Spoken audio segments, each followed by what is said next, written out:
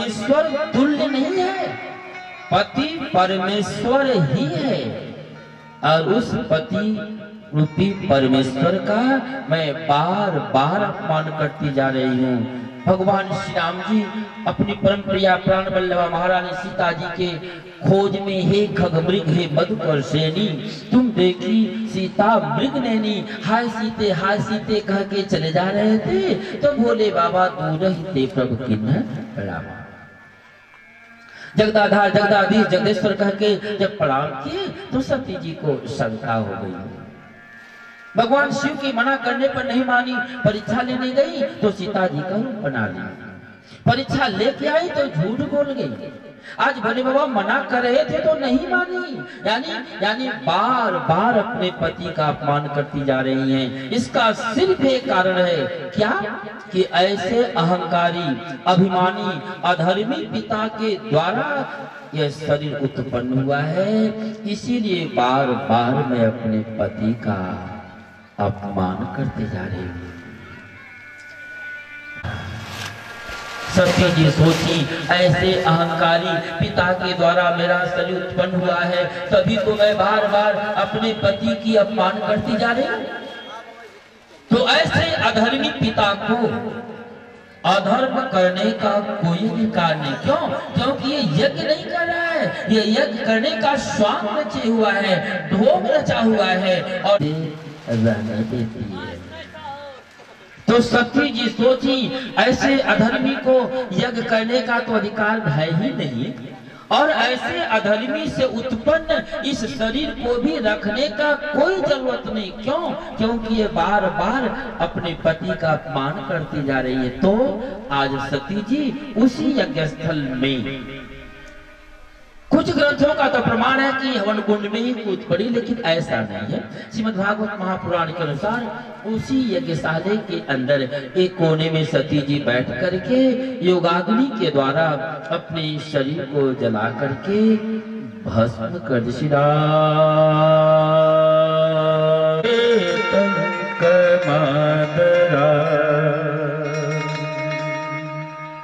देखा सते नहीं तो अपना रचना रची। अब तो जो रुद्रगण थे वे यज्ञ की सामग्रियों को तोड़ना फोड़ना शुरू कर दिए। नंदी जी भागे आए भगवान शिव के पास, बोले बाबा माता जी तो नहीं रही। आज भोले बाबा अपनी जटा से वो केश उखाड़ के पृथ्वी पर पटके उससे वीरभद्र उत्पन्न हुए। आज वीरभद्र आए हुए हैं यज्ञ स्थल पे, और जब आए तो देखते हैं कि यज्ञ करने वाला देखने में तो पुरुष लग रहा है, लेकिन यह पुरुष वेश में बिना पूंछ और सींग का पशु है। पशु भी नराला, बिना पूंछ और सींग का पशु है। अच्छा, अपना गांव घर में देखे होंगे, बैल हो चाहे भैंस हो चाहे गाय हो, उसके पास दो गो सींग एगो पूंछ होता है। सींग से अपनी सुरक्षा, पूंछ से अपनी साफ सफाई करता है। अच्छा, अगर एगो सींग टूट जाए अथवा पूंछ कट जाए तो उसकी शोभा भी कम हो गई और कीमत भी कम हो गया। तो आज वीरभद्र सोचे, देखो यह यज्ञ करने वाला यज्ञ करता कैसा है। बोले मानव भेष में भी यह बिना पूंछ और सींग का पशु है। अच्छा, पशु किसको कहेंगे? चार पैर वाला तो पशु है ही, लेकिन अपना सब देखे होंगे कि दो पैर वाला भी पशुवत व्यवहार करता है। अच्छा, जो पशुवत व्यवहार करे, पशु जैसा जीवन बितावे, न बड़े को माने न छोटे को माने, न अपने को माने न पराया को माने, तो उसको क्या कहेंगे? उसको मनुष्य भेष में भी आप पशु कह सकते हैं, क्योंकि वह पशु जैसे काम कर रहा है। सो जी कहते ऐसा कृष्ण। तो आज वीरभद्र सोचे, ऐसे पशुवत व्यवहार करने वाले यज्ञकर्ता को यज्ञ करने का कोई अधिकार नहीं। अरे यज्ञ तो वो करे जिसको यज्ञ की परिभाषा मालूम है। और जिसे यज्ञ की परिभाषा ही नहीं मालूम हो वो यज्ञ क्या करेगा। तो ऐसे अधर्मी यज्ञ करने वाले यज्ञकर्ता को रहने का भी कोई अधिकार नहीं है। तो वीरभद्र इस दक्ष प्रजापति के गर्दन को काट करके दो टुक कर दिए। श्री राम कृष्ण भगवान की जय। यज्ञकर्ता यज्ञाचार गुंडाचार्य ये लोग तो पढ़े लिखे हैं, विद्वान हैं। इन लोगों को कहना चाहिए था ऐ दक्ष, अगर तू जगत गुरु को भाग नहीं देगा तो हम सब यज्ञ नहीं कराएंगे। या तो ये जगत गुरु को भाग देता, और यदि नहीं देता तो यज्ञ नहीं होता, और यज्ञ नहीं होता तो अधर्म को बढ़ावा नहीं मिलता। लेकिन ये लोग अपने दक्षिणा के लोभ में इस अधर्मी यज्ञ करने वाले यज्ञकर्ता दक्ष को न मना किए, न रोके, न टोके। तो गुंडाचार लोगों को भी थोड़ी थोड़ी दक्षिणा मिलना शुरू हो गया। अब तो ब्रह्मा जी आए, वीरभद्र को मना किए हुए हैं। ब्रह्मा जी भोले बाबा के पास खबर भेज के बुलाए, और जब भोले बाबा आए तो ब्रह्मा जी बोले ऐ भोले बाबा, अगर यह यज्ञ नहीं हुआ ना तो आने वाले समय में लोग यज्ञ नहीं करेंगे। लोग कहेंगे जब यज्ञ पूरा ही नहीं होता है तो यज्ञ क्यों करेंगे। इसलिए आप इस यज्ञ को पूरा करावें। अरे तो भोले बाबा हैं, एक लोटा जल ढार करके और जो मांगना हो सो मांग लीजिए। ये तो देने में पीछे रहने वाले नहीं हैं।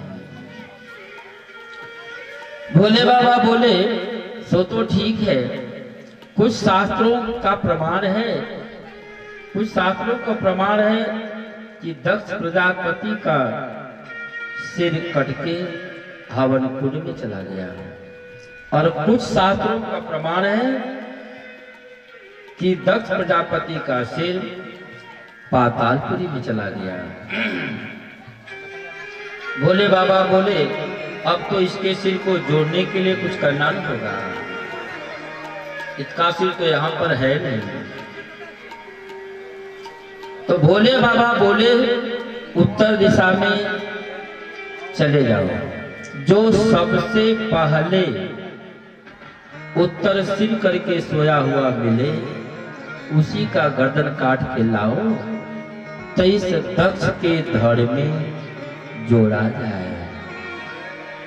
और जब उत्तर दिशा में गए तो सबसे पहले उत्तर सिर करके सोया हुआ एक बकरा मिला, और उस बकरे की गर्दन को काट के लाया गया।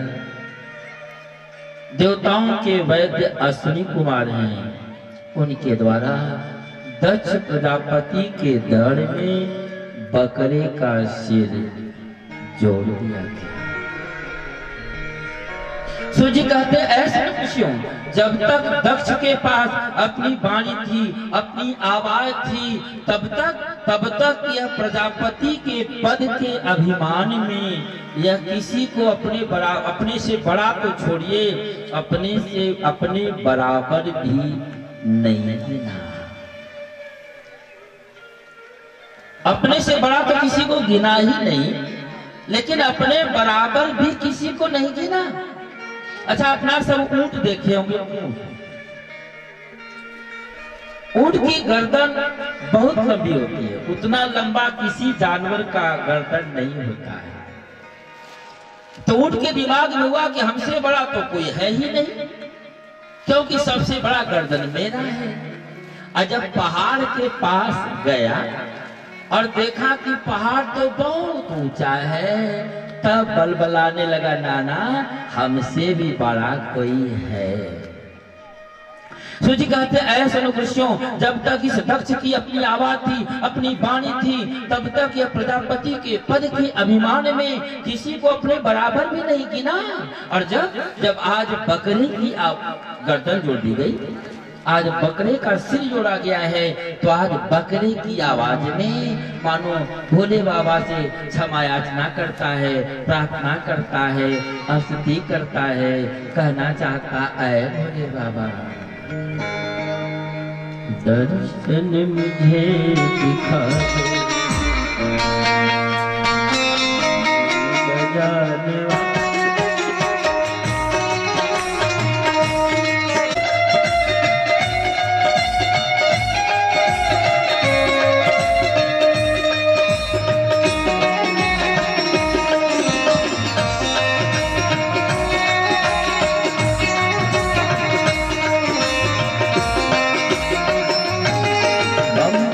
नाथ शंकर महिमा बड़े निराले,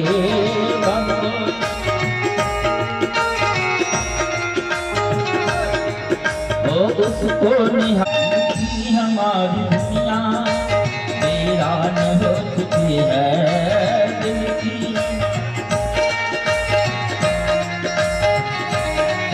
ओ शंकर त्रिशूलधारी तेरी शरण गही है, शंकर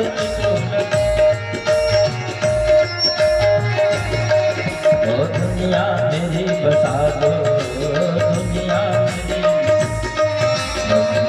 माने वाले।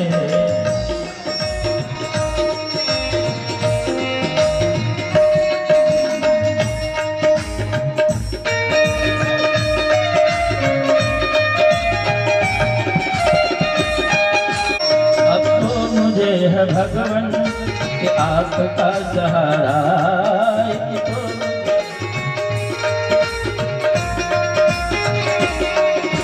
शरणों में अब लगा लो शरण दिलाने वाले शरणों।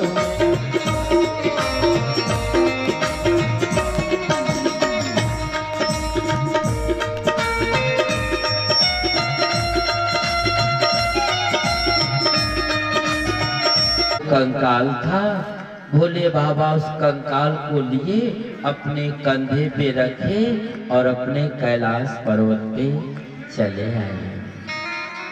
कैलाश पर्वत पे तो आए हैं, लेकिन अपने पत्नी सती के उस कंकाल को कंधे पे रख के उस कैलाश पर्वत के वन वन में भटक रहे हैं, घूम रहे हैं।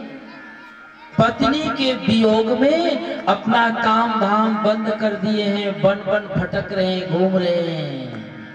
भोले बाबा का काम क्या है? संहार करना। जब सृष्टि होने लगी तो त्रिदेवों को बनाया गया, ब्रह्मा विष्णु महेश। ब्रह्मा जी सृष्टि करता, विष्णु भगवान पालन करता, शंकर भगवान संहार करता। और संहार करने वाला अपने पत्नी के वियोग में बन बन भटक रहा है, काम धाम बंद है। अच्छा, अगर मरना बंद हो जाए तो इस पृथ्वी पर घर बना के रहना तो दूर रहा, खड़ा भी होने के लिए जगह मिलेगा? नहीं मिलेगा। अब तो सभी देवता भागे भागे भगवान विष्णु के पास गए और बोले प्रभु कुछ करिए न। भोले बाबा तो अपने पत्नी सती के कंकाल को कंधे पे रख करके बन बन भटक रहे हैं, काम धाम बंद है, संहार होना बंद हो गया है। जिसको 10 दिन पहले मरना चाहिए था सो भी जिंदा है, जिसको कल मरनी चाहिए थी सो भी जिंदा है, और जिसे आज मरना चाहिए वह भी जिंदा है। तो बोले भगवान विष्णु अपने चक्षु दर्शन के द्वारा भोले बाबा के कंधे पर जो सती का कंकाल था उसको काट करके खंड खंड में गिरा डाले।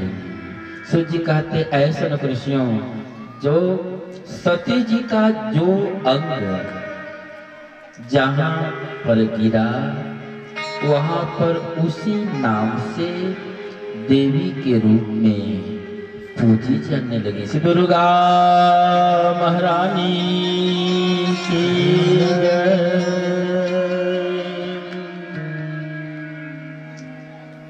सूजी कहते ऐसे खुशियों,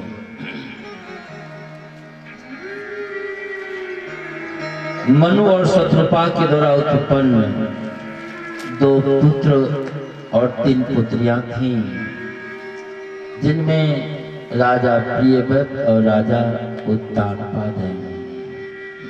राजा उत्तानपाद का विवाह सुनीति के साथ कर दी गई है। जबकि राजा उत्तानपाद योग्य राजा है। राजा उत्तानपाद के पास बेटा बेटी कुछ नहीं है, निसंतान है, लेकिन समस्त प्रजाओं को ही पुत्र के रूप में देख रहे राजा उत्तानपाद अति प्रसन्न हैं। इन्हें मालूम है कि जा सुराज प्रिय प्रजा दुखारी, जिस राजा के राज में प्रजाएं दुखी रहती हैं उसको सीधे नरक मिलता है।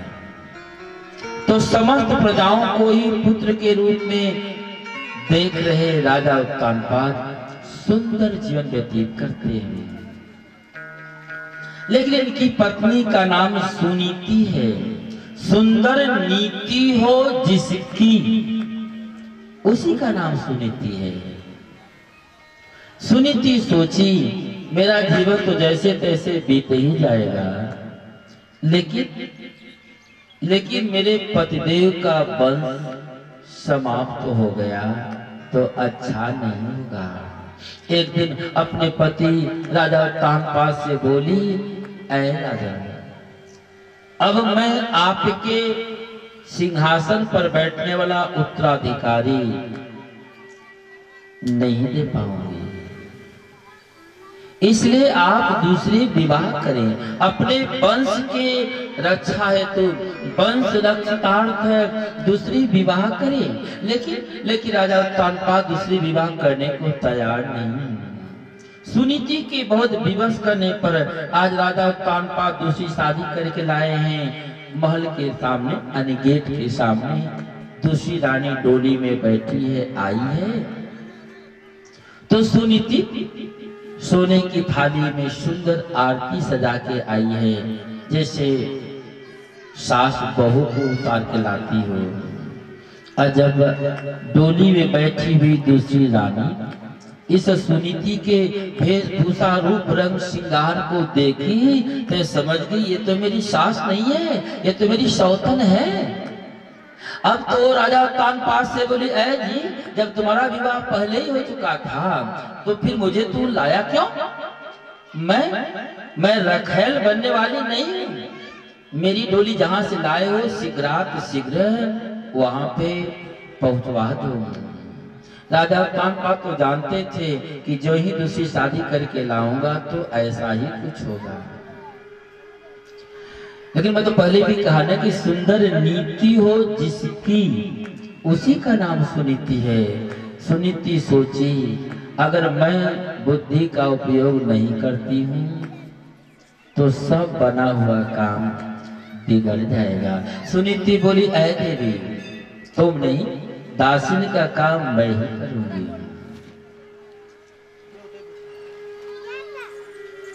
दूसरी जो रानी आई है उसका नाम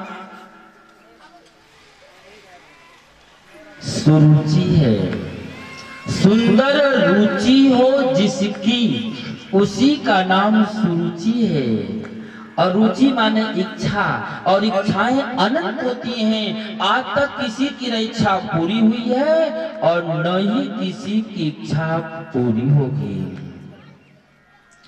इच्छाओं के अनुसार जीने वाला कोई भी व्यक्ति क्यों न हो, कभी भी सुख शांति से नहीं जी सकता है। क्यों? इच्छाओं का अंत कभी होगा ही नहीं। एगो मकान बना तो मन में हुआ कि एगो और बन जाता, और जब 2 को बना तो होता कि थोड़ा सा एगो और बन जाता। यानी इच्छाएं अनंत होती हैं। इच्छाओं की पूर्ति होना असंभव है। आवश्यक वस्तुओं की पूर्ति हो सकती है लेकिन इच्छाओं की पूर्ति नहीं हो सकती है। तो सूर्य कहते ऐसे कृष्ण, सुरुचि का कहना है तुम नगर को छोड़कर बाहर चली जाओ तब मैं रहूंगी। लेकिन सुनीति बोली, नगर के बाहर मेरे लिए एक झोपड़ी बनवा दो और मैं वहीं पे समय काट लूंगी। सुनीति के लिए नगर के बाहर एक झोपड़ी बनाई गई है, उसी में रहती है। तो आपके प्रजाओं के द्वारा आपका समाचार सुन करके मैं सुंदर ढंग से सुखपूर्वक जी लेती हूँ, और यदि देश निकाला हो गया तो आपका समाचार भी नहीं मिलेगा। और जब समाचार नहीं मिला तो जीना मुश्किल हो जाएगा। देखिए सूर्य जी कहते ऐसे ऋषियों, आज सुनीति के मना करने पर भी राजा उत्तानपाद नहीं माने, रात्रि विश्राम किए, घर आए। सूर्य कहते ऐसे ऋषियों, सुनीति कोई तपस्या नहीं की, न सुनीति कोई अनुष्ठान किया, न सुनीति कोई यज्ञ की, न सुनीति किसी योगी की सेवा की। सुनीति केवल एक धर्म का पालन की है कि अपने पति के वंश रक्षार्थ, अपने पति के वंश रक्षार्थ चाहिए। राजा उत्तानपाद पूछे क्या नाम है, घर कहाँ पे है, पिता का क्या नाम है, माता का क्या नाम है। ध्रुव कुमार बोले अगर मेरे नाम की बात करते हो तो मेरा नाम ध्रुव कुमार है। रही बात घर की तो गांव के बाहर झोपड़ी में रहता हूँ। रही बात पिता की तो माँ पिता का नाम नहीं बताती है। रही बात माँ की तो माँ का नाम सुनीति है। जब ही ध्रुव कुमार बोले माँ का नाम सुनीति है न, तब बगल में जो दूसरी रानी थी और तो ध्रुव कुमार को उठाई और गाली देते हुए, डांटते फटकारते हुए उठा करके फेंक दी, उठा करके फेंक दी। मानो कहना चाहती हो कि ऐ बालक तपसा आराध्य पुरुषम तस्यैव अनुग्रह। ध्रुव कुमार बोले माँ हम बालकों को तो लोग गाली देते रहते हैं। तो सुनीति बोली क्या किसी ने मारा है। ध्रुव कुमार बोले माँ हम बालकों को तो लोग वैसे भी थप्पड़ तो थप्पड़ मारते रहते हैं। सुनीति बोली बड़ा मुश्किल की बात, किसी ने गाली नहीं दिया, किसी ने मारा नहीं, और ऐसे फूट फूट के रो रहे हो जैसे लग रहा है कोई बहुत बड़ी संपत्ति छीन लिया हो। ध्रुव कुमार बोले माँ मुझे नहीं तुझे गाली दिया गया है, और वह पुत्र क्या जो माँ बाप के गाली को, माँ बाप के अपमान को सह ले। सुनीति बोली मतलब तू कहाँ गया था। ध्रुव कुमार बोले माँ मैं खेलते हुए जब राजा के महल के सामने गया ना तो राजा साहब बुला के गोद में बैठा लिए, और जब परिचय पूछने लगे, जब मैं ही मैं कहा कि मेरी माँ का नाम सुनीति है, तो बगल में जो रानी थी ने वह उठा करके मुझे फेंक दी, और वह गाली देते हुए फेंक दी। यह कहकर के मुझे उठाकर फेंक दी कि आराधना रूपी साधना से परमात्मा को प्राप्त करके परमात्मा से मांगो कि तुम्हारा जन्म मेरे गर्भ के द्वारा हो, तब इस गोद में बैठने का अधिकार मिलेगा। तो इसका मतलब माँ तुम्हारा गर्भ उसके गर्भ से खराब है, तभी तो तुम्हारे गर्भ का अपमान किया ना। सुनीति सोची जा रे, जिस डर से मैं इसको पिता का नाम नहीं बताती थी वह दिन आ ही गया। सुनीति सोची अभी मेरे पुत्र के अंदर वैराग्य उत्पन्न हुआ है, अगर इस समय मैं इसे अच्छा सद्ज्ञान का उपदेश नहीं करती हूँ, गुरु ज्ञान का उपदेश नहीं करती हूँ, तो मेरा तो जीवन जैसे तैसे बीत ही जाएगा, लेकिन मेरे पुत्र का जीवन समाप्त हो जाएगा। इसलिए आज अपने पुत्र के अंदर उत्पन्न वैराग्य को जब देखी तो उसको सद्ज्ञान देती है, उपदेश देती है। मानो कहना चाहती हो ऐ ध्रुव कुमार, अरे जिसे तू दूसरी रानी कर रहा है ने वह भी तुम्हारी माँ है, वह भी तुम्हारी माँ है। सुनीति सोची अभी मेरे पुत्र के अंदर द्वेष की अग्नि भड़की हुई है, अगर मैं सीधे कह दिया सौतेली माँ है ना तो अग्नि और भड़क उठेगी, तभी क्या कर डालेगा कोई ठिकाना नहीं है। तो इस भड़कती हुई अग्नि को शांति करने के लिए मानो शीतल जल का उपयोग किए है। कहना चाहती है ऐ ध्रुव कुमार, अरे जिसे तू दूसरी रानी कहता है ना वह भी तुम्हारी माँ है, और माँ शब्द से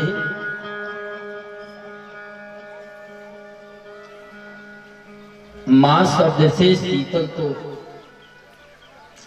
और कोई शब्द हो भी नहीं सकता है। और जब बच्चे के अंदर आक्रोश कम हुआ तो एडवांस परिचय कराती है, उस माँ की कीमत और महत्व बताती है। सुनीति कहती है, अरे पुत्र, अरे जिसे तू दूसरी रानी कर रहा है ना, वो भी तुम्हारी माँ है, और फर्क इतना ही है कि वह सौतेली माँ है। सौतेली माँ सुनकर कहिए भड़क न उठे तो तुरंत उसका अधिकार बताती है, परिचय कराती है, ऐ कुमार, वह भी तुम्हारी माँ है, फर्क यही है सौतेली माँ है, और सौतेली माँ का अधिकार अपनी माँ से 10 गुना ज्यादा अधिकार है। ऐ कुमार, अपनी माँ से सौतेली माँ को 10 गुना ज्यादा अधिकार है। अपनी माँ 1 थप्पड़ मारे और सौतेली माँ 10 थप्पड़ मारे तो समझो कि बराबर है।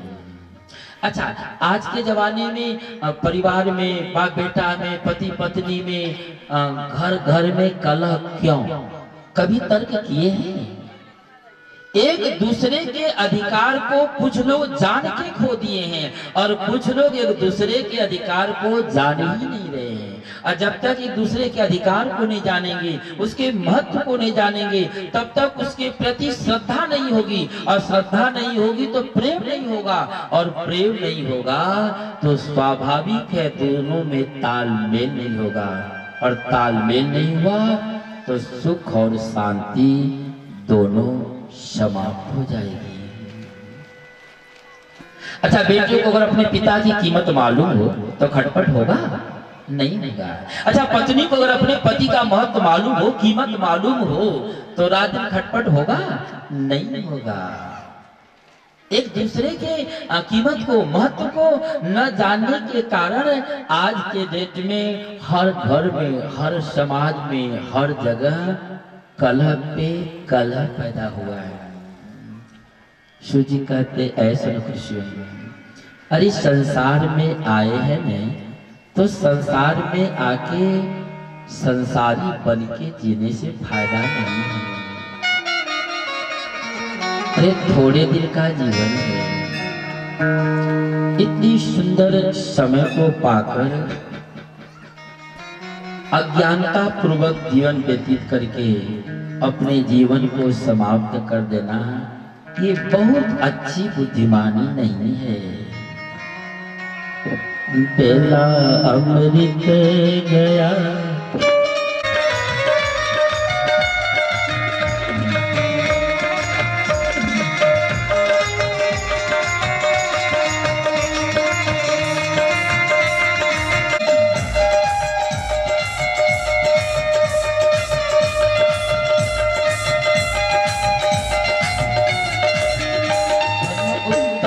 दर्शन है पाया, आज जीवन के हीरा गवाया।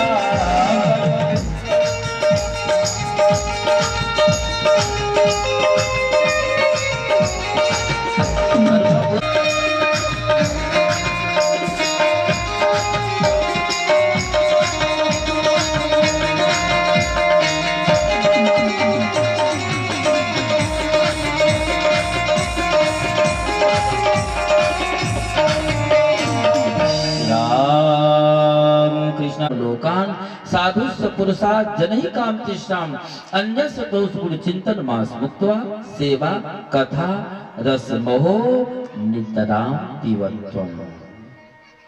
ऐ कुमार, आज सुनीति माँ होकर के अपने पुत्र को गुरु ज्ञान दिए जा रही है। ऐ ध्रुव कुमार, इस संसार में जो आए हैं तो उसको विचार करके जीना चाहिए।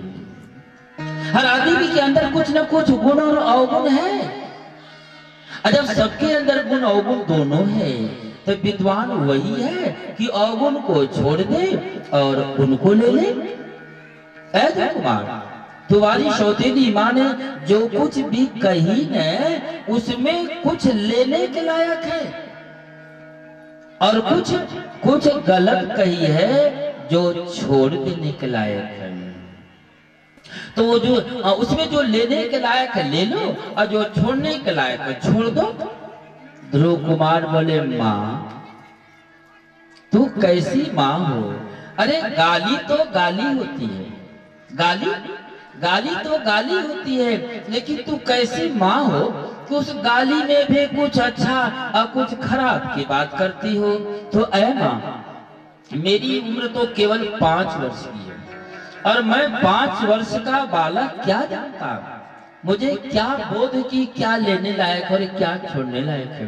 लेकिन ऐ माँ, यदि तू बोध करा देगी कि इसमें से क्या लेने लायक है और क्या छोड़ने लायक है, तो मैं अवश्य ग्रहण करूंगा। आज सुनीति अपने पुत्र ध्रुव कुमार को ज्ञानोपदेश दिए जा रही है। मानो कहना चाहती है, ऐ ध्रुव कुमार, तुम्हारी सौतेली माँ ने जो कही न कि आराधना रूपी साधना से परमात्मा को प्राप्त करो, तो यही परम सत्य है। पुरुष नपुंसक नारी वा जीव चराचर कोई भी व्यक्ति क्यों न हो, जब ये बोध हो जाए कि परमात्मा भजन ही सार है, भगवत भजन ही सार है, तो चाहिए कि वह सत्कर्म करने हेतु सतमार्ग पर चले। माता पिता की सेवा, गुरुओं का संतों का आदर, बुढ़ बुजुर्गों का मान सम्मान करते हुए, सत्कर्म करते हुए सतमार्ग पर चले, ताकि मरने के बाद मरणोपरांत उसको सद्गति मिल सके। पुनरप जन्मम पुनरप मरणम पुनरप जन्म जठिसनम, बार बार जन्म लेने और मरने से छुटकारा मिल जाए। ध्रुव कुमार, वैसे भी इस मानव का जीवन कितने दिन के लिए है, ये सोचना चाहिए ना। ध्रुव कुमार, कल किसका होगा एक कोई नहीं जानता है। मनुष्य 24 घंटे में 21,600 बार श्वास लेता है, और कौन सी श्वास अंतिम होगी एक कोई नहीं जानता है। तो मानो कहना चाहती हो, ऐ ध्रुव कुमार, अरे ये शरीर समाप्त न हो जाए उससे पहले ही कुछ कर लेनी चाहिए। तेरी हीरा जैसी श्वासा बातों में बीती जा रे बदनाम की,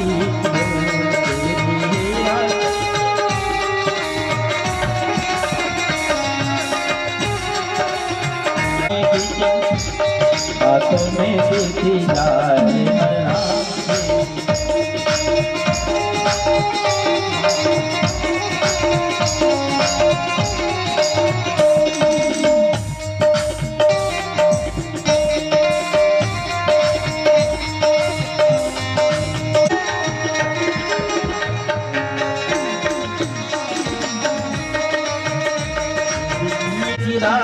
का घर है, एक न एक दिन बदलना पड़ेगा।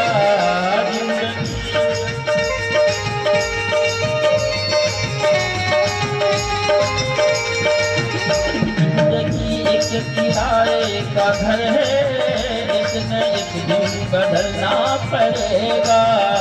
जिंदगी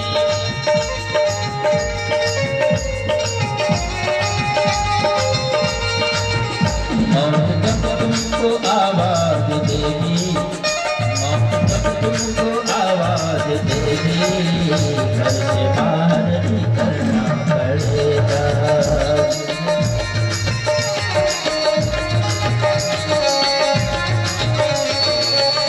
कुमार, तुम्हारी सौतेली माँ ने जो कही कि आराधना की साधना से परमात्मा को प्राप्त करो, तो यही सत्य है। यह ग्रहण करने की चीज है, इसे ग्रहण कर लो। और उसने जो कही कि परमात्मा को प्राप्त करके परमात्मा से मांगो कि तुम्हारा जन्म मेरे गर्भ के द्वारा हो, यही गलत कही है। इसे छोड़ दो, ये गलत कही है। क्यों? अरे जो भगवान को पा लेगा तो फिर संसार में आना क्यों चाहेगा? नहीं आएगा। आज माँ के द्वारा ज्ञान प्राप्त किए हुए ध्रुव कुमार सुंदर पीताम्बरी धारण किए हैं, और पीताम्बरी धारण करके भगवत भजन हेतु, सत्कर्म करने हेतु, सतमार्ग पे चल पड़े। राम के गुण गाते बहुत है साथी कि ध्रुवन गाते। ध्रुव नारद जी बोले जा रे, ऐसा थोड़ी होता है अगर माँ बाप बच्चे को थप्पड़ दो थप्पड़ मार दे तो बच्चा नाराज होकर देश विदेश दिल्ली पंजाब कलकत्ता चला जाए, ऐसा होता है क्या? अरे माँ बाप बच्चे को थप्पड़ दो थप्पड़ मारेंगे नहीं तो क्या करेंगे? अगरबत्ती दिखाएंगे, पूजा करेंगे। वापस चलो, वापस चलो, मैं तुम्हारे पिता के सिंहासन पर बैठाऊंगा, सिंहासन पे। ध्रुव कुमार बोले, ऐ महात्मा थोड़ा सोचिए तो सही, अभी तो मैं कुछ किया भी नहीं। परमात्मा को प्राप्त करने की जो सीढ़ी है, उस सीढ़ी के पहले सीढ़ी पर अभी पहला कदम रखा हूं।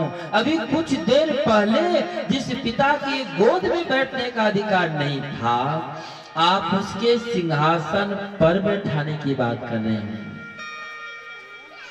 और जब मैं परमात्मा को प्राप्त करने की जो सीढ़ी है, उस सीढ़ी पर चढ़ करके जब अंतिम सीढ़ी पर अंतिम कदम रख लूंगा तो पाने के लिए क्या बाकी रह जाएगा? इसका मतलब पाने को कुछ भी बाकी नहीं रह जाएगा। आज श्री नारद जी समझ गए कि यह दल बदलू चेला नहीं है, यह दल बदलू चला नहीं है, इसको माँ ही गुरु ज्ञान दी हुई है, सच्चे गुरु की प्राप्ति हुई है, यह बदलने वाला नहीं है। ऐसा नहीं कि हाट का गुरु अब बाट के चेला, साँझे भल सुबह अकेला, ऐसा नहीं है। अच्छा, अपनों गांव घर में देखे होंगे, अपनों भी गांव घर में देखे होंगे,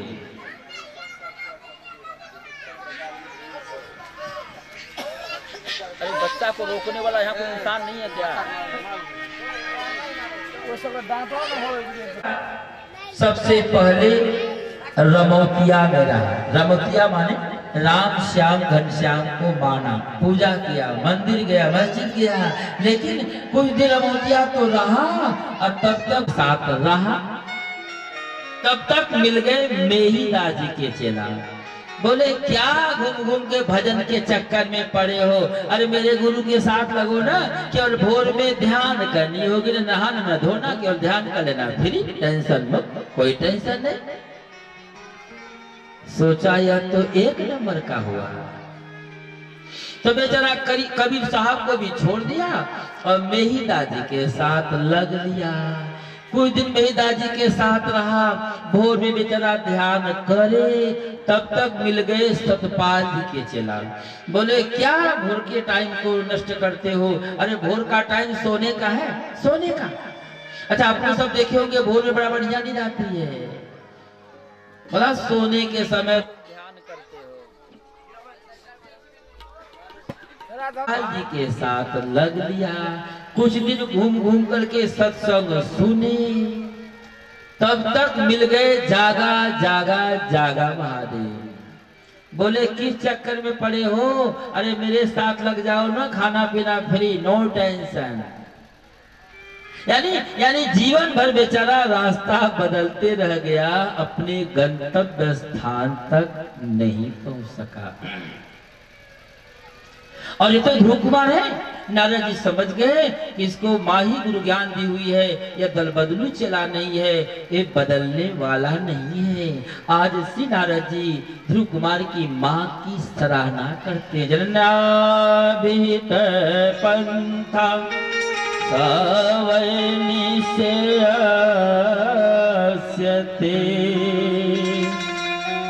भगवान वासुदेव भजत प्रेमात्मना। आज श्री नारद जी ध्रुव कुमार की माँ सुनीति की सराहना करते हैं कि माँ होकर भी पुत्र को सद्ज्ञान दी हुई है। नारद जी सोचे ध्रुव कुमार को उपदेश तो मिला है, यानी शिक्षा तो मिली है, लेकिन दीक्षा नहीं मिला है। गुरु बिन होई की ज्ञान, ज्ञान की होई विराग बिन। शिक्षा कितना हो प्राप्त हो, लेकिन अगर दीक्षा नहीं मिला तो भगवत प्राप्ति नहीं होगी। तो आज श्री नारद जी ध्रुव कुमार को 12 अक्षर का मंत्र प्रदान किए हुए। ओम नमो भगवते वासुदेवाय।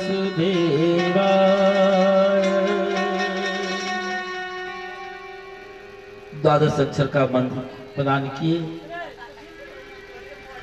और ध्रुव कुमार 12 अक्षर के मंत्र को प्राप्त करके आए हैं जंगल में, और जंगल में बैठ के आंख कान नाक बंद कर लिए। कोई दिन तो फलाहार की, फिर फलाहार छोड़ करके बेचारे पेय आहार किए। उसके बाद ध्रुव कुमार श्वास लेना भी बंद कर दिए। आंख नाक बंद किए हैं, श्वास लेना भी बंद कर दिए। क्यों?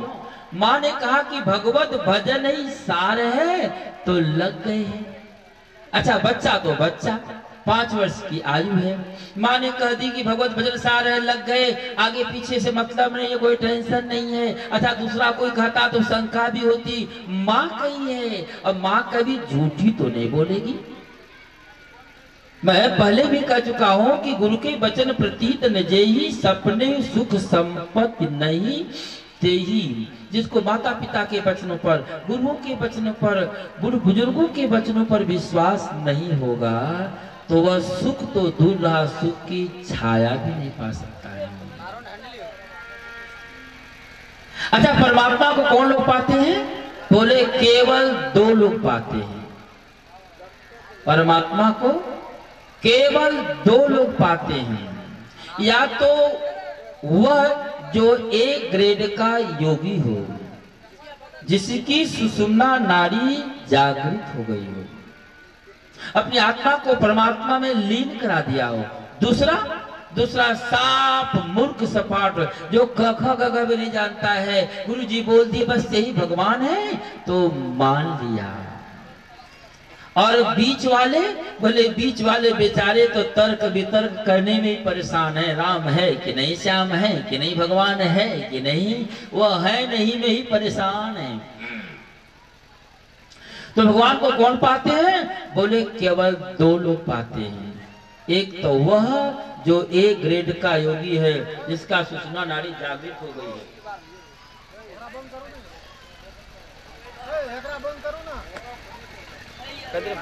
पूर्ण विश्वास है। लेकिन माँ ने न रूप बताई न स्वरूप बताई है। माँ कही कि भगवत भजन ही सार है, तो ध्रुव कुमार आंख का नाक बंद किए हैं, श्वास लेना भी बंद कर दिए हैं, और मानो भगवान का चिंतन कर रहे हूँ और कहना चाहते हो, मन ही मन मानो, वह चिंतन कर रहे हूँ, कहना चाहते हो, ऐ प्रभु नाम तुम्हारा खारजहारा, कब तेरा दर्शन होगा, जिसकी रचना इतनी सुंदर, वो कितना सुंदर होगा, वो कितना वृंदावन बिहारी लाल सुजी करते ऐसे खुशियों। आज ध्रुव कुमार जब श्वास लेना बंद कर दिए, तो अब तो सभी देवता भागे भागे भगवान विष्णु के पास पहुंचे और बोले, ऐ प्रभु आपका भक्त ध्रुव कुमार है, वह श्वास लेना भी बंद से सृष्टि करनी पड़ेगी, इसलिए आप चल के दर्शन देना। आज भगवान विष्णु आए, ध्रुव कुमार के गाल में अपने शंख का स्पर्श कराए, और जब शंख का स्पर्श कराए तो ध्रुव कुमार का नेत्र खुल गया, ध्यान खुला, तो देखते हैं कि सामने परमात्मा भगवान विष्णु है। श्री कृष्ण भगवान सूजी कहते ऐसे कृष्ण। जब प्रेम की पराकाष्ठा होती है ना, तो जो निर्गुण है, जो कभी दृश्य में नहीं आए हैं, वे परमात्मा तो सामने आके रूप में, स्वरूप में दिखाई पड़ जाते हैं ना। उल्फत न से कदिस दम सच्चा सरूर होगा। उल्फत न से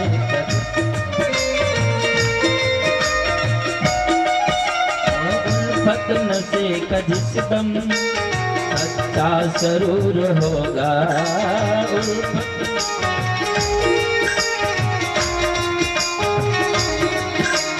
उल्फत न से कदिसम सच्चा सरूर होगा।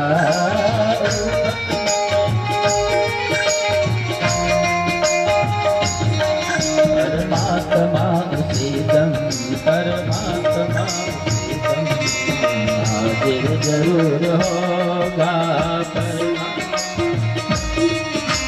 भगवान के 4 प्रकार के भक्त होते हैं, आर्त, अर्थार्थी, जिज्ञासु और ज्ञानी। आर्त भक्त उसे कहते हैं जो दुख से दुखी होकर भगवान की भक्ति करने चला हो, चाहे पेट के दुख से, चाहे परिवार के दुख से, चाहे संसार के दुख से, यानी जैसे भी हो, लेकिन दुख से दुखी होकर वह भगवत भजन करने चला हो तो उसको आर्त भक्त कहते हैं। दूसरा अर्थार्थी, यानी धन की इच्छा से भगवान की भक्ति करने चला हो। भोले बाबा को 1 लोटा जल चढ़ाया और भोले बाबा से बोला, बाबा 1 किलो सोने की गुल्ली मिल जाए। तीसरा जिज्ञासु, जिसे जानने की इच्छा हो कि ब्रह्म क्या है, जीव क्या है, माया क्या है। चौथा ज्ञानी, जिससे ये ज्ञान हो गया हो कि ब्रह्म क्या है। विद्या विनय संपन्ने ब्राह्मणे गविहस्तिनी सुनी चो सपाके च पंडिता समदर्शिने। और ध्रुव कुमार है, इन्हें तो गोद से उतारा गया है तब आए हैं। लेकिन ध्रुव कुमार बोलते हैं और कहना चाहते हो, ऐ प्रभु मुझे कुछ नहीं चाहिए, मुझे कुछ नहीं चाहिए।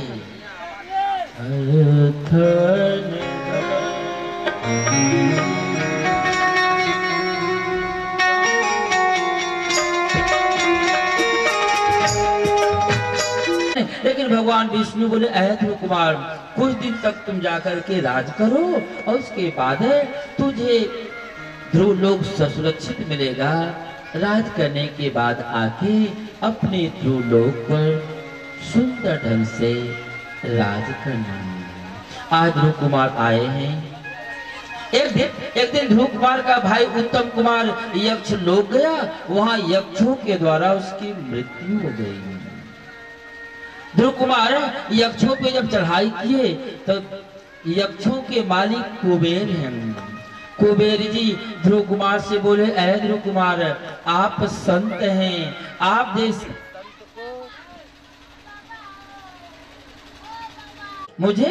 मुझे स्वर्ग लोक नहीं जानी है। क्यों? बोले इसलिए कि जिस माँ की कृपा से मुझे यह ध्रुव लोक मिला है, वह माँ मृत्यु लोक में पड़ी हुई है। अरे धिक्कार है मुझ जैसे पुत्र को, धिक्कार है मुझ जैसे पुत्र को कि जिस माँ की कृपा से इतना सुंदर ध्रुव लोक मिला हुआ है, वह माँ मृत्यु लोक में पड़ी है और मैं चल पड़ा अपने स्वर्ग के सुख को भोगने। इसलिए मुझे नहीं जानी है। नंद सुनंद पार्षद है। पार्षदों का कहना है ध्रुव कुमार, अरे जिसका पुत्र इतना विचारवान है उसकी मां कितनी विचारवान होगी। ऐ ध्रुव कुमार, आपको अपने मां के विषय में नहीं सोचना है। अरे भगवान की तो प्रतिज्ञा है, उनका तो बाना है, उनका तो कहना है कि त्रिसप्तमी पिता पुत्र पितृवी सत्यनघ यत् साधो गृहो जातो भवानुवै कुल पावनम। जिस किसी कुल खानदान में एक भी वैष्णव बन जाते हैं, अथवा जिस किसी कुल खानदान में एक भी संत बन जाते हैं, अथवा जिस किसी दरवाजे पर एक भी संत भगवान आ जाते हैं, उसकी 21 पीढ़ी मुक्त हो जाती है। 7 पिता को पिता, दादा, परदादा, महापरदादा, 7 माता को नाना, परनाना, महापरनाना, 7 आने वाली पीढ़ी बेटा, पोता, परपोता, महापरपोता, यानी 21 पीढ़ी मुक्त हो जाती है। और आप अपने माँ की बात कर रहे हैं। ऐ ध्रुव कुमार, आपके माँ का विमान आपके विमान से ऊपर जा रहा है। जब ध्रुव कुमार देखे इनके माँ का विमान इनके विमान से ऊपर चले जा रहा है। ते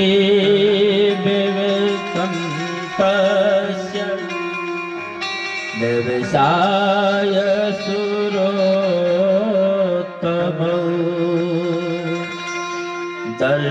दर्शयामास कुन्देवी पुरोयान न गच्छति।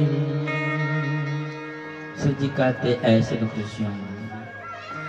आज नंद सुनंद पार्षद बोले, ऐ ध्रुव कुमार, आपके माँ का विमान आपके विमान से ऊपर उड़ के जा रहा है, तो आप देखिए तो सही। और जब ध्रुव कुमार देखे तो सूर्य जी कहते ऐसे खुशियों। आज ध्रुव कुमार भगवान की सराहना करते हुए अपने ध्रुव लोग जाके सुरक्षित ढंग से वहां पे रहने लगे। सूर्य जी कहते ऐसे खुशियों। सुखदेव जी कहते ऐ परिचित, भगवान को तो जब जैसी आवश्यकता पड़ती रही तब तब वैसी लीलाएं करके अनेक प्रकार से अपने समस्त भक्तों को सुख प्रदान करते रहे।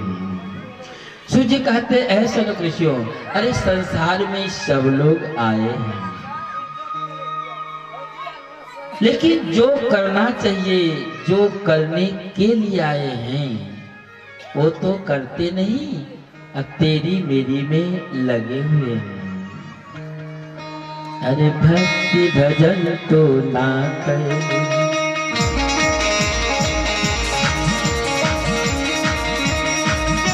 भजन तो ना करे,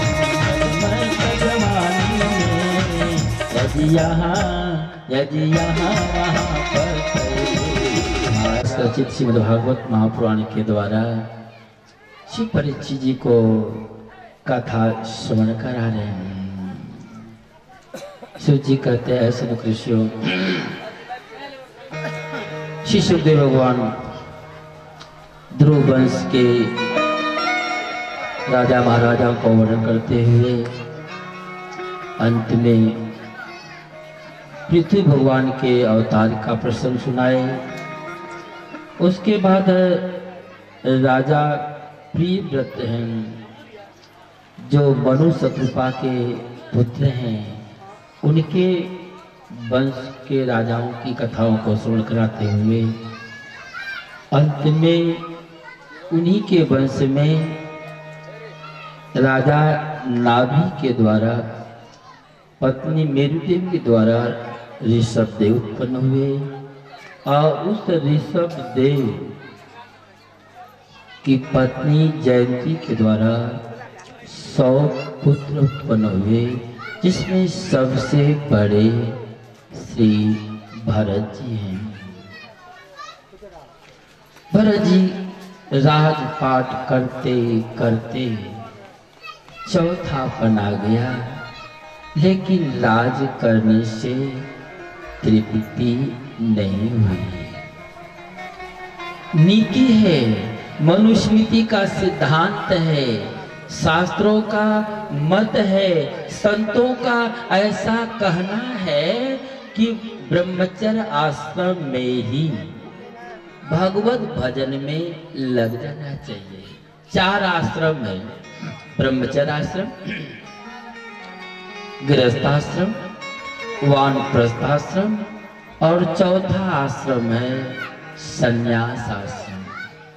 तो चाहिए कि ब्रह्मचर्य आश्रम में ही यानी बालापन में ही भगवत भजन में लग जाए। माता पिता की सेवा, गुरुओं का, संतों का आदर, बुढ़ बुजुर्गों का मान सम्मान करते हुए, सत्कर्म करते हुए सत्मार्ग पर चले, ताकि मरणोपरांत सद्गति मिल सके। लेकिन ऐसा हो नहीं पाता है।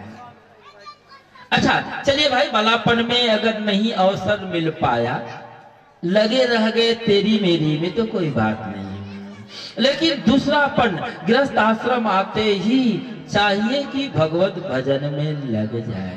अच्छा, भजन का मतलब घर द्वार छोड़ के चला जाएगा बाबा जी बन के तभी हुआ क्या? नहीं। अरे भाई, घर में भी रह के भजन हो सकता है, कोई बड़ी बात नहीं है। मुख में राम, हाथ में काम, हो सकता है। लेकिन अगर गृहस्थ आश्रम में भी ऐसा नहीं हो सका, यानी दूसरापन, तो तीसरापन आते ही चाहिए कि चाबी कुंजी बेटा पतों को दे दे और अपने भगवत भजन में लग जाए। लेकिन ऐसा होता नहीं है। अच्छा, गांव घर में और देखे होंगे, जब भजन करने का समय आया तब तो भजन नहीं करेंगे, और जब काम धाम करने का दूसरापन रहा, दूसरी अवस्था गृहस्थ आश्रम, तब तो तीर्थ बरत जाएंगे, जहां तहां घूमेंगे भी। लेकिन जब तीसरापन आया, जब सत्संग कथा पुराण भगवत भजन तीर्थ व्रत करने का समय आया, तो बेचारे गौर में और लिप्त हो गए। अच्छा, जब ब्रह्मा जी सृष्टि करने लगे तो ब्रह्मा जी मनुष्य, बैल और कुत्ता तीनों की आयु 50-50 वर्ष निश्चित किए। 50 वर्ष की आयु। तो कुत्ता ब्रह्मा जी से पूछा, ब्रह्मा जी मेरी कितनी आयु है? ब्रह्मा जी बोले 50 साल। कुत्ता बोला कि मेरी 50 वर्ष आयु है। बोले हाँ। बैल पूछा, ब्रह्मा जी मेरी कितनी आयु है? ब्रह्मा जी बोले तुम्हारी भी आयु 50 वर्ष की है। बैल पूछा कि करने को क्या होगा मेरा काम? ब्रह्मा जी बोले क्या करना होगा? खेत में हल जोतना होगा, चौकी चलानी पड़ेगी, गाड़ी में जोतना होगा। बैल बोला खाने को क्या मिलेगा? ब्रह्मा जी बोले क्या मिलेगा?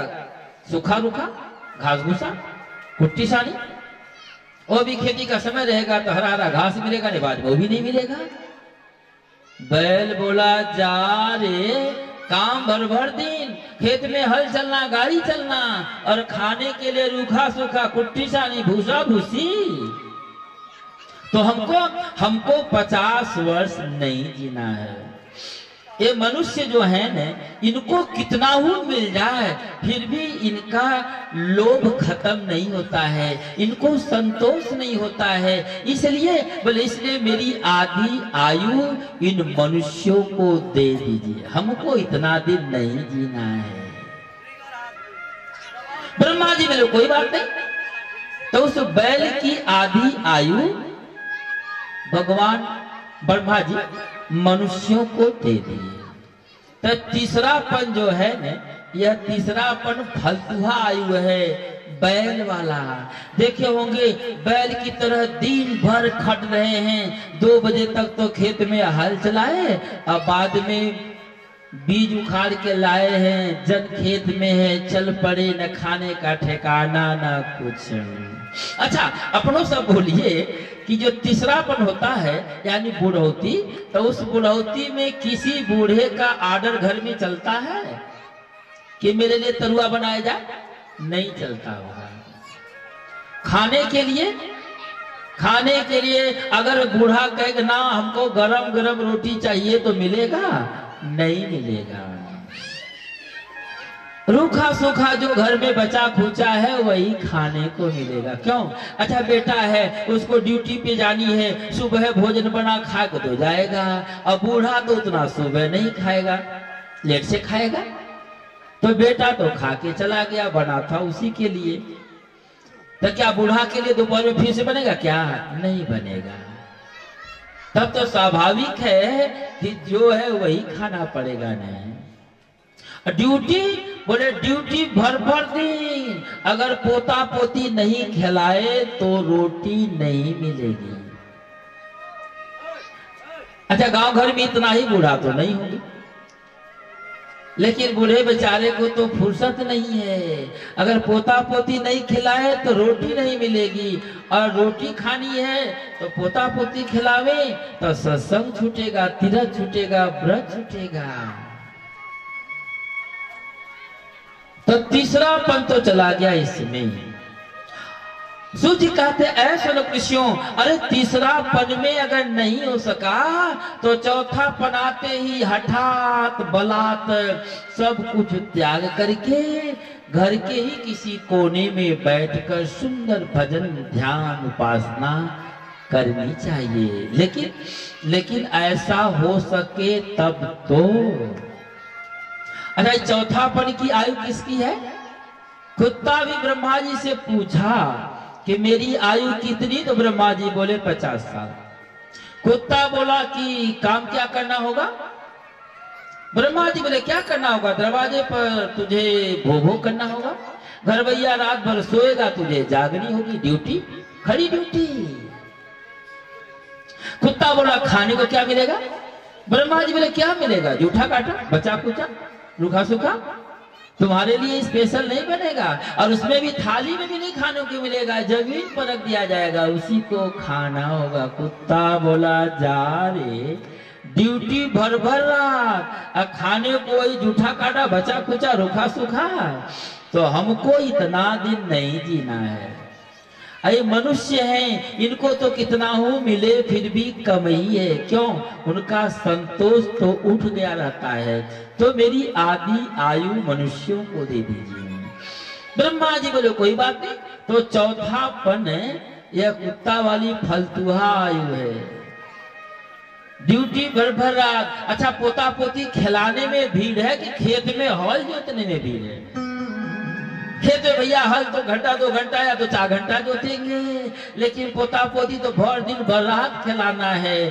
खाने के लिए बचा खुचा है तो ठीक है, नहीं दोबारा फिर तरुआ फरुआ पड़ने वाला नहीं है।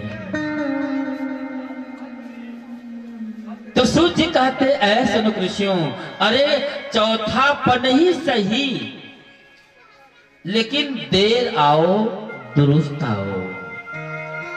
चौथा पन ही सही, लेकिन चौथे पन में भी जब आए न, तो जिस लिए इस मार्ग में आए हैं वह करना चाहिए। ऐसा नहीं कि चले तो थे हरि भजन को और ओटन लागे कपास। कपास बोलते हैं ना रुई। अच्छा रुई धुलने वाले दुनिया के पास लोग रहते हैं? नहीं रहते हैं। सूर्य कहते ऐसे कृष्ण, नीति है कि चौथापन आते ही हठात बलात् सब कुछ त्याग करके बेटा पतों को चाबी कुंजी दे दे और घर के किसी कोने में बैठ करके भगवत भजन में लग जाए। लेकिन ऐसा होता है क्या? नहीं होता है।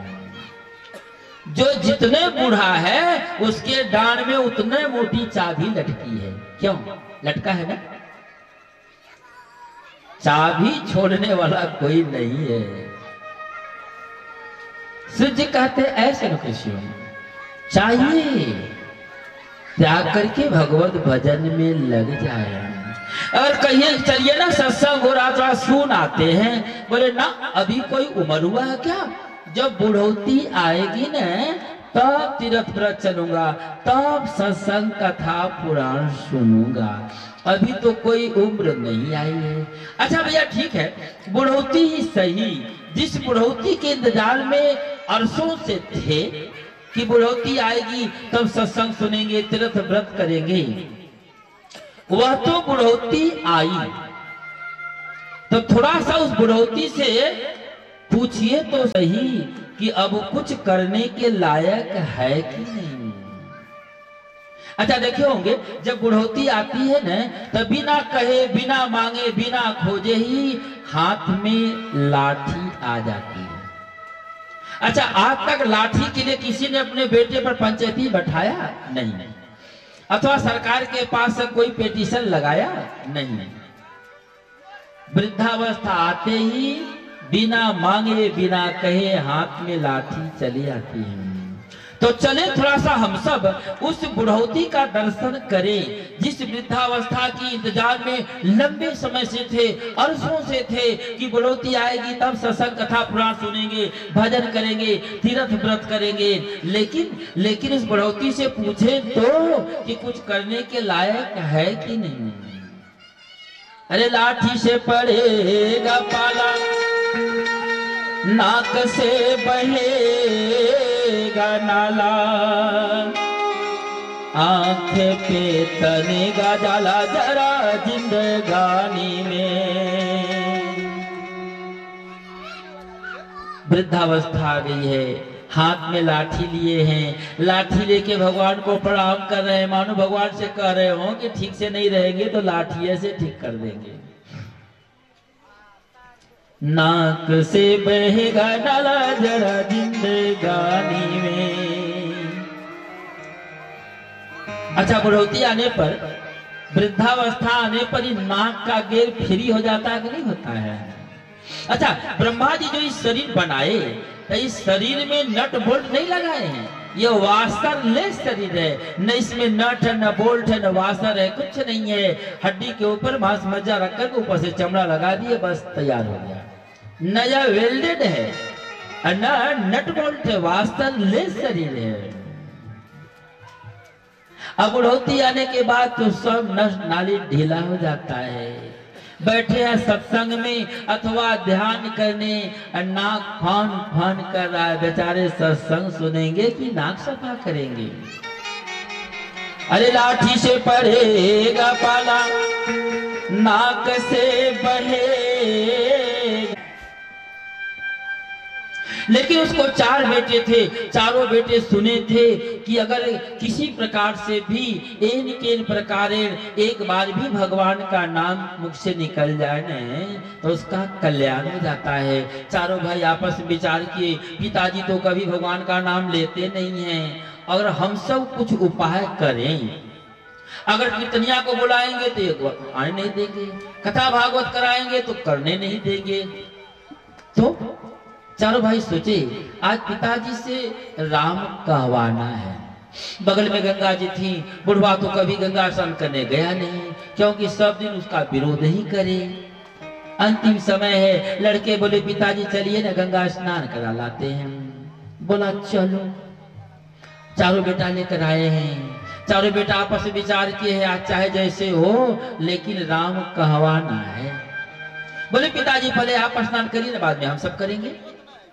जब वह स्नान करने को गंगा जी में पड़ा, डुबकी लगाया, अब चारों लड़के उसके सिर को दबाए रहे। जब प्राण छटपटाने लगा तो थोड़ी सा ऊपर की, बोले राम कहिए न, लेकिन वो कहे ना राम, ये बच्चे तो कहे राम कहिए न, और वह कहा नहीं कहेंगे, नहीं कहेंगे, नहीं कहेंगे। लड़के भी जिद ठाने हैं, अगर राम कहेंगे तो भी कल्याण हो जाएगा, और यदि गंगा जी में प्राण भी त्याग दिए तो भी कल्याण हो जाएगा, इसलिए छोड़ने को तैयार नहीं है। फिर डुबकी लगाया, फिर जोर से दबाए रहे। जब पूरा प्राण छटपट करने लगा तो थोड़ी सा ऊपर किए। लड़के बोले राम कहिए ना, बोला राम नहीं कहेंगे, नहीं कहेंगे, नहीं कहेंगे। लड़के सोचे कम से कम इतना तो कहे न कि राम नहीं कहेंगे। ले आए गौर, संजोग बजुर्बा का साल 6 महीना में शरीर छूट गया। और जब शरीर छूटा तो यमलोक में यमराज के दूत ले गए। यमराज बोले तुम बच्चों के कहने पर धोखे से एक बार राम नहीं कहे हैं, कहेंगे कहे हो, इसलिए उसके फलस्वरूप तुझे एक दिन स्वर्ग का सिंहासन, भर जिंदगी नर्क। पसंद तुम्हारी, चाहे पहले ईश्वर के सिंहासन पे बैठ लो तब जाना नर्क, और चाहे नर्क भोग के आओ तब सिंहासन पर बैठना। कलयुगी लोग तो बड़ा तेज तराक, जन देना न पड़े बोइन पूरा चाहिए। यह कलयुगी सोचा, पहले स्वर्ग का ही सुख भोग लेते हैं, बाद में देखा जाएगा। बोला पहले सिंहासन बैठाइए ना, बाद में नर्क चलेंगे। सिंहासन पर बैठा दिया गया।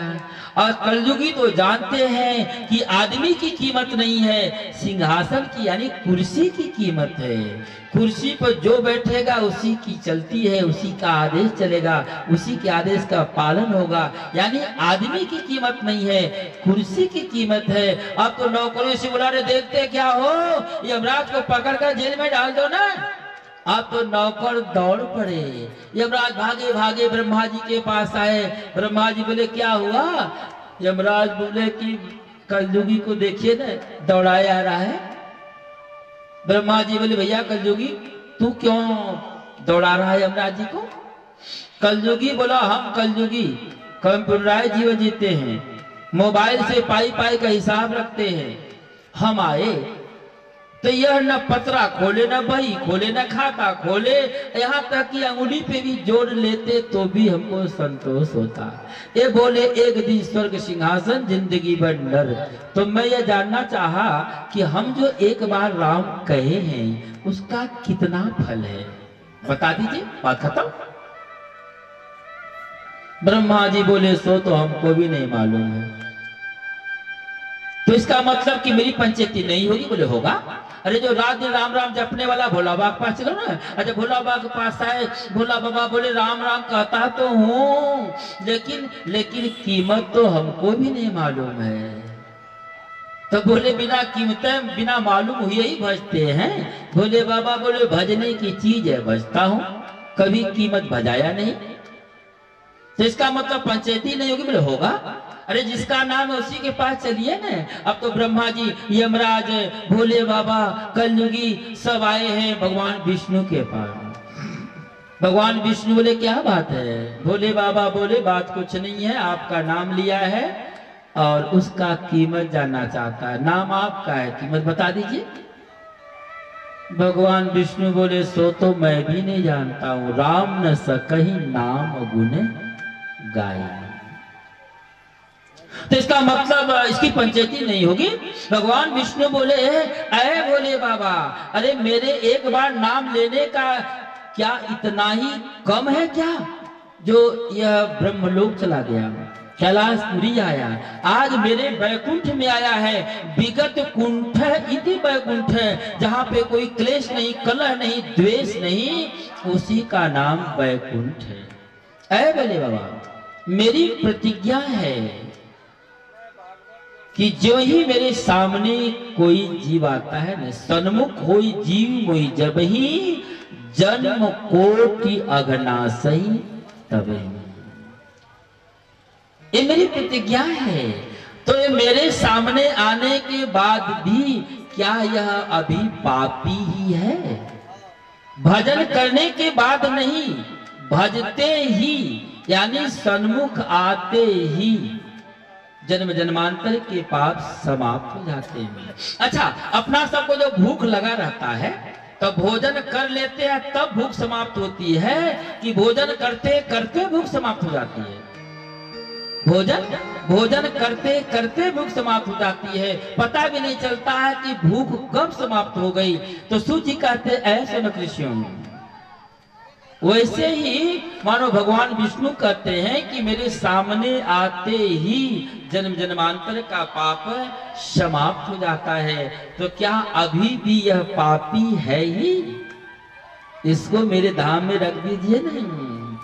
सूत जी कहते ऐसा न कृष्ण, देखो तो सही, एक बार धोखे से भगवान का नाम लिया तो उसको वैकुंठ धाम मिल गया। नाम भगवान का जो देश लिया करते हैं, उन्हीं भक्तों पे प्रभु ध्यान दिया करते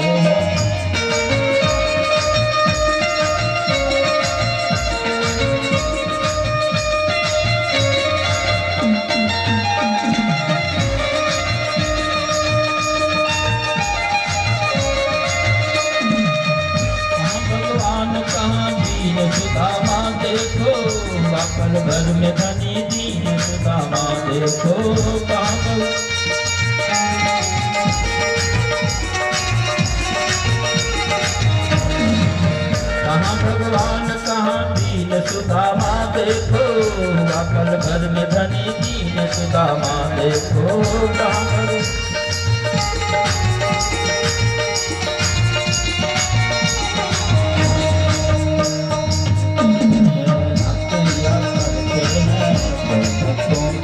प्यार किया करते हैं हम भगवान का जो किया करते हैं।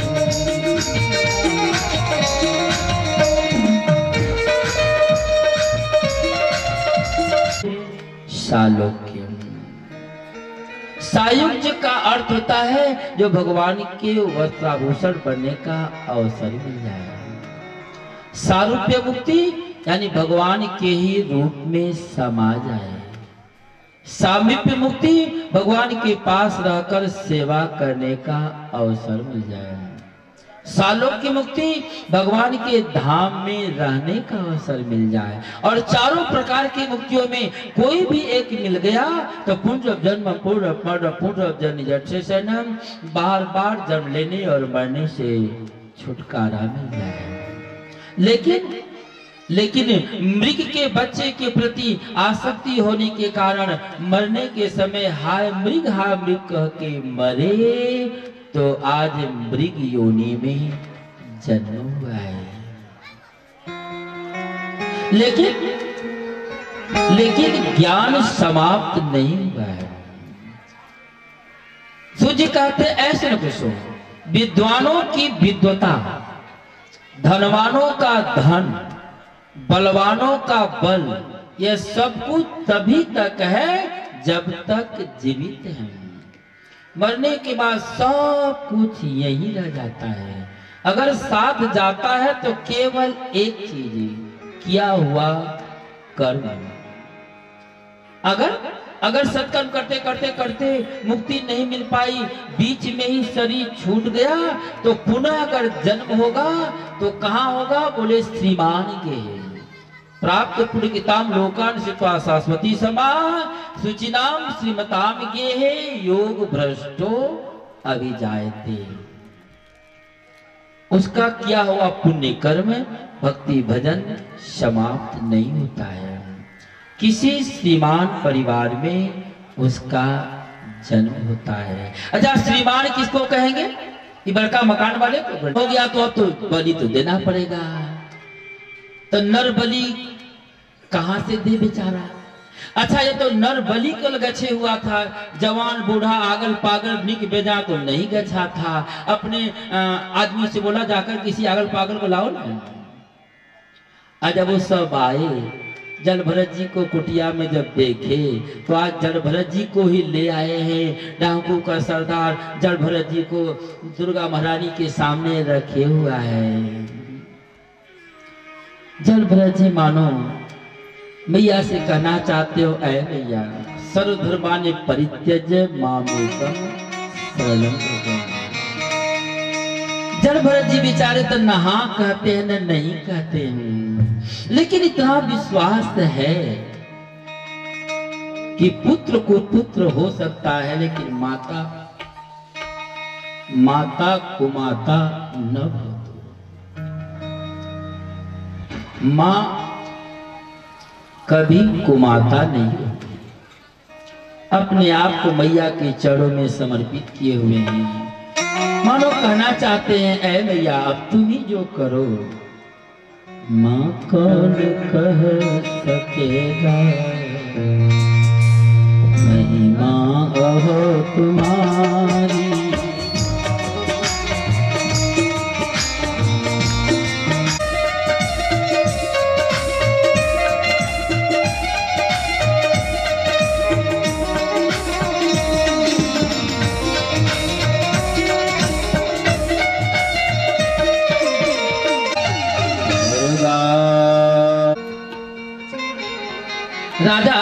राजा रघुगण बोले, रे किसी को पकड़ के लाओ न।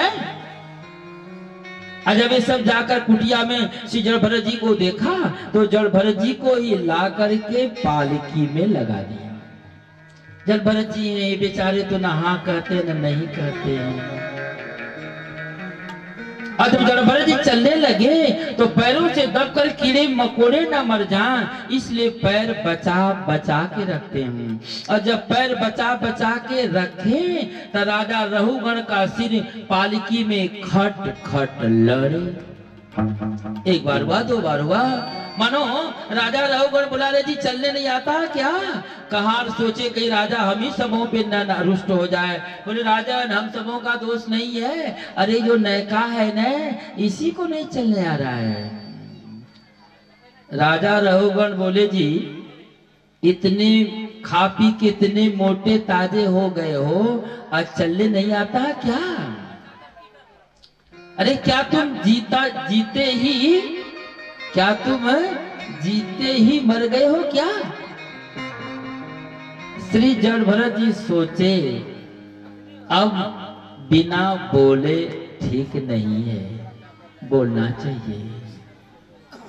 जड़ भरत जी बोले ऐ राजन, अरे जिसे तू देख रहा है ना यह कल भी नहीं था और यह कल भी नहीं रहेगा, और इसके अंदर का रहने वाला जो है न वह सोहम है, बुद्धोहम है। ऐ राजन, गेहूं को पीसने से आटा होता है, पीसे हुए आटा को बार बार पीसने से कोई फायदा नहीं है। पीसे हुए आटा को बार बार पीसने से कोई फायदा नहीं है। वैसे ही इस संसार में संसारी बनकर जीने से कोई फायदा नहीं है। सूजी काटते ऐसा कृष्ण। आज राजा रहुगण को लगा कि ऐसा तो नहीं कि हम जिसे गुरु बनाने जा रहे हैं वे गुरु दत्तात्रेय हो। पालकी से नीचे उतरे और बोले क्या आप गुरु दत्तात्रेय हैं? जल भरत जी बोले सो तो नहीं हूं, लेकिन है राजा, अरे भाई जिसे गुरु बनाने जा रहे हो शिष्य के लिए गुरु भगवान होता है।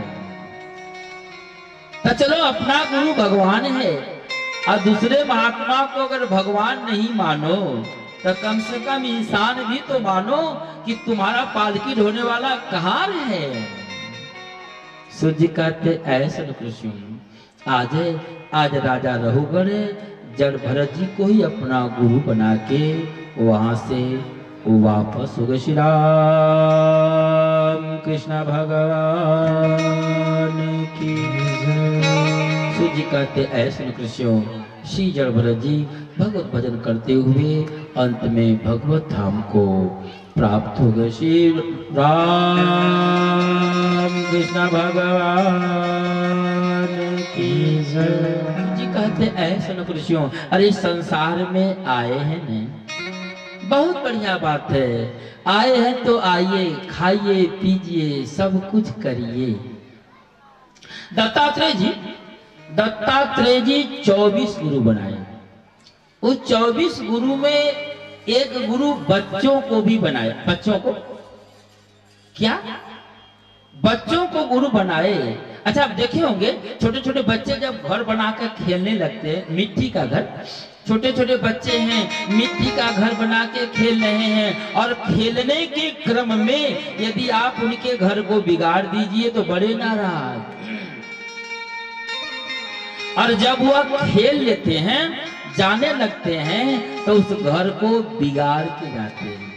खेलने के क्रम में कोई बिगाड़ दिया तो बड़े नाराज, गाली बिना भी नहीं मानेंगे।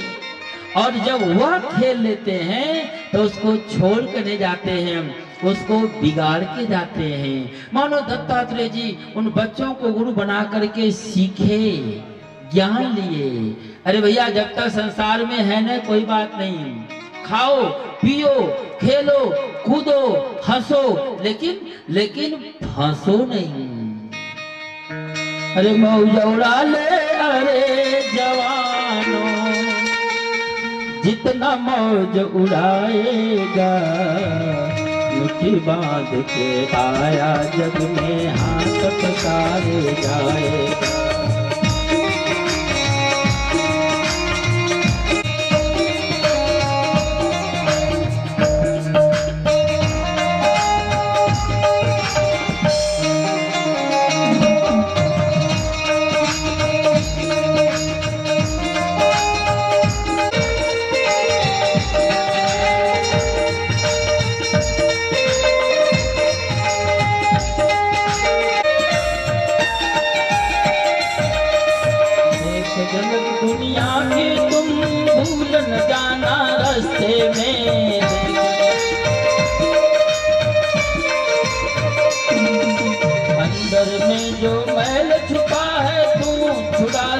कल सुबह 8 साढ़े 8 बजे से 11 साढ़े 11 बजे तक हम सब लोग श्रीमद् भागवत महापुराण के मूल पाठ को संस्कृत में श्रवण करेंगे। उसे ही कथा के रूप में लगभग 2-2:30 बजे से रात्रि 7 बजे तक श्रवण करेंगे। आप सभी भक्तगण अधिक से अधिक संख्या में आकर कथा को श्रवण करें और पुण्य के भागी बने।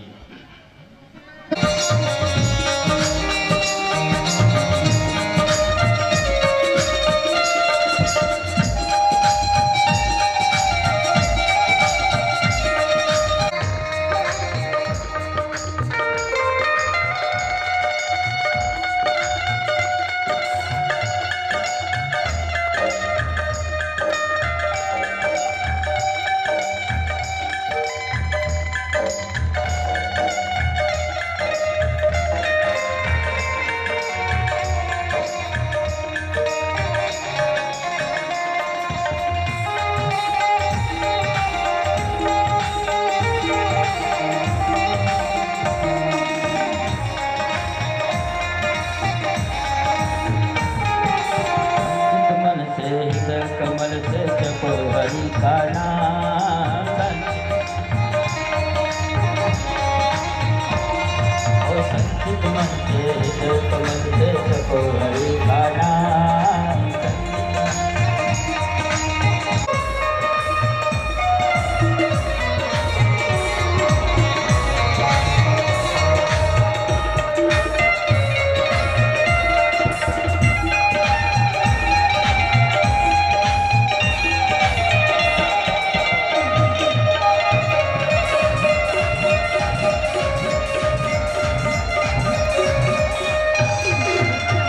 हनुमान जी महाराज की।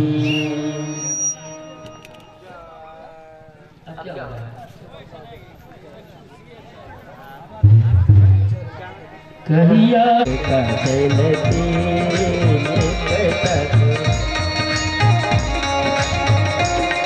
वो पनिया पीते पीते पीना पनिया पीते पीना चीनी कर पीना चीन बोला तेरी है तेरी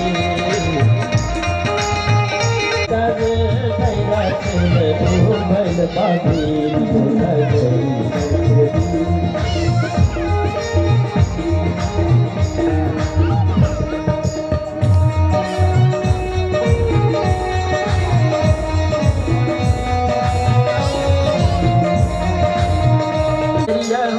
बाबा बाबा कलम टूटी गए